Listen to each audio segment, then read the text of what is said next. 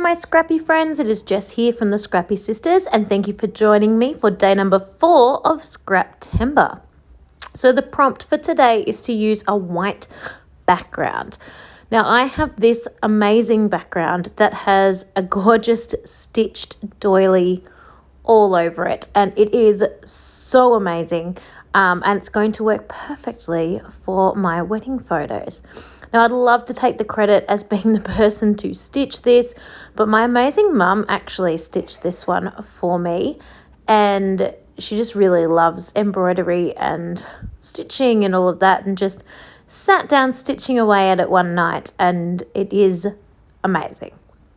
So, as you can see, these are the pictures of the You May Now Kiss the Bride part of our wedding. If you've been following me along for the last little while, you know it's taken me a few years working on this album, but Scraptember has been just what I needed to get it finished. I am determined. There is actually only 4 layouts to go, to be honest, so it's not going to be that tricky, but I am determined out of these 15 layouts I'm making this month that 4 of them are definitely going to be my wedding photos, and I am going to get this album done this month. So stay tuned and see how I go.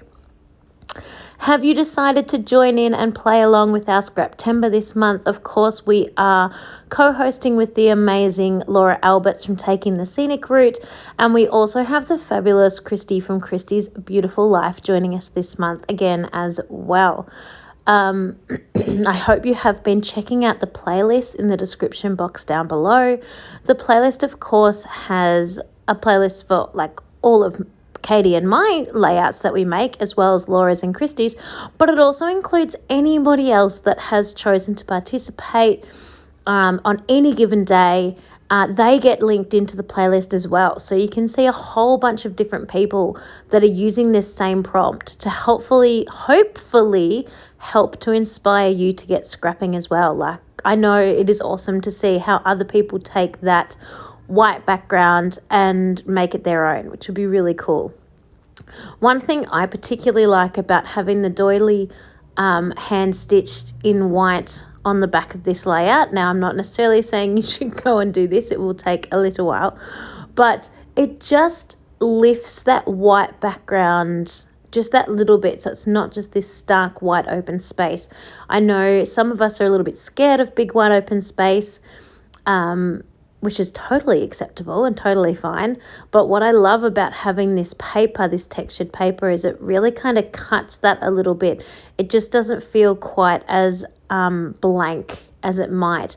So, you know, your flocked paper or your embossed paper, all of that would work in that same sort of way. It just kind of cuts the starkness just that little bit by having that added texture.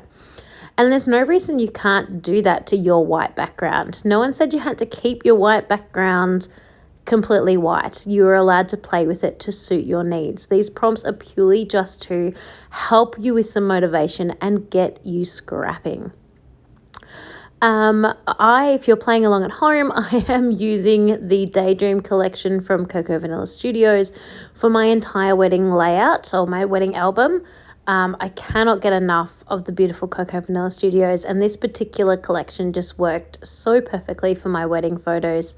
And when I look through the album so far, it just brings me so much joy to see how it all comes together.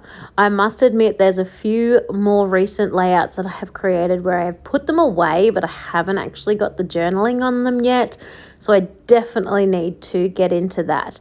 In my defense, when we did our renovation, I had to put a lot of my craft room in the garage, and my typewriter went into the garage, and that is how I did all of my journaling so far for my album. And I've only just, I say found it again. It was never lost, but that garage was stocked full because of the renovations. So I've just brought it back in so I can catch up on the typewriter for this particular album. Everything else is almost transferred now to type it out on my computer and print it.